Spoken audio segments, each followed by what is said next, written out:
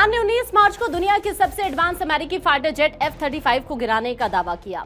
ईरानी media press TV के मुताबिक Iran के इस्लामिक रिवॉल्यूशन गार्ड कॉर्प्स यानी IRGC ने अपने स्वदेशी मजीद एयर डिफेंस सिस्टम के जरिए इसे मार गिराया। अगर ये सच है तो ईरान पहला ऐसा देश होगा जो ऐसा कर पाया है।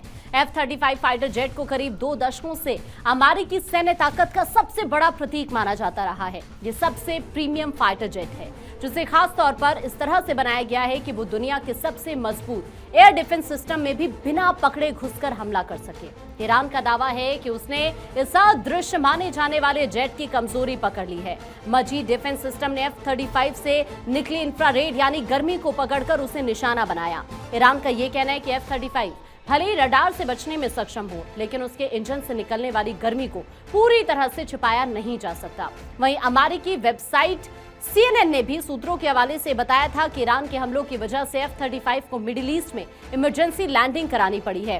ईरानी मीडिया के मुताबिक पहले ये माना जा रहा था कि F-35 को गिराने में तलाश एयर डिफेंस सिस्टम का इस्तेमाल हुआ है, लेकिन अब कहा जा रहा है कि Majid short range air defence system ने ही F-35 को मार गिराया है। मजीद डिफेंस सिस्टम रडार की बजाय इंफ्रारेड तकनीक पर काम करता है। ऐसे में F-35 के अंदर जो सेंसर और चेतावनी सिस्टम लगे होते हैं वो इस खतरे को आसानी से पहचान नहीं पाते। F-35 के पास जो इलेक्ट्रॉनिक सिस्टम होते हैं वो आमतौर पर दुश्मन के रडार सिग्नल को जाम कर देते हैं, लेकिन यहाँ ये पूरी तरह से बेकार साबित हुए। ईरान की तरफ से जारी वीडियो के मुताबिक इस हमले में सिर्फ एक मिसाइल ही काफी रही। इससे ये दिखाने की कोशिश की गई कि सिस्टम कितना सटीक है और F-35 की गर्मी वाली कमजोरी कितनी बड़ी है।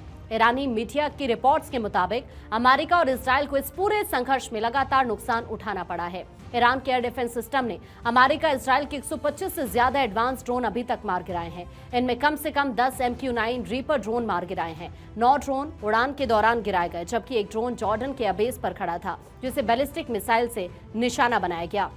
MQ-9 रीपर ड्रोन अमेरिका की निगरानी और हमले की क्षमता का अहम हिस्सा माना जाता है। इसकी कीमत करीब $30 मिलियन लगभग 250 करोड़ रुपए होती है। अब ईरान का यह दावा है कि उसके इंफ्रारेड सिस्टम ऐसे ड्रोन के खिलाफ खास तौर पर असरदार साबित हुए हैं, जैसा कि पहले यमन में भी देखा गया। रिपोर्ट्स में यह भी कहा गया है कि इराक के अंदर सक्रिय इस्लामिक रेजिस्टेंस ग्रुप ने पश्चिमी इराक के ऊपर एक KC-135 टैंकर विमान को मार गिराया, जिसमें सवार सभी 6 लोगों की जान चली गई।